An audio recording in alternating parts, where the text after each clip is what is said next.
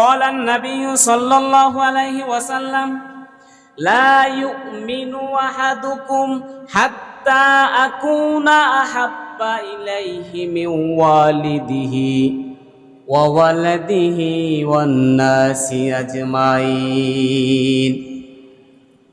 বুখারী শরীফের মধ্যে আসছে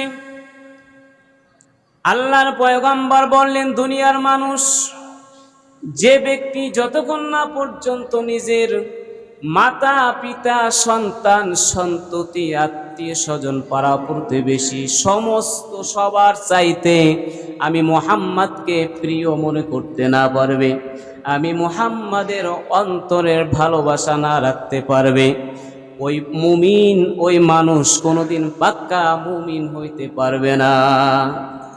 নিজের সন্তানের চাইতেও মুহাম্মদ রাসূলুল্লাহ সাল্লাল্লাহু আলাইহি সাল্লামকে নিজের প্রিয় মনে করতে বলছে, জীবনের চাইতেও প্রিয়।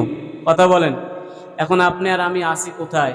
এখন তো আমরা সন্তানের ভালোবাসায় মায়া বাসনায় নামাজ ছেড়ে দিই, রোজা ছেড়ে দিই, হজ ছেড়ে দিই, বিভিন্ন ইসলামী হুকুমাত আমরা ছেড়ে দিই।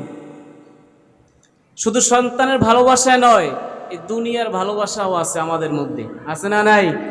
টাকা পয়সার ভালোবাসা আছে, অর্থ সম্পদের ভালোবাসা আছে, বন্ধু বান্ধবের ভালোবাসা আছে, বাবা মার ভালোবাসা আছে, এরকমের প্রেমিক প্রেমিকার ভালোবাসা আছে।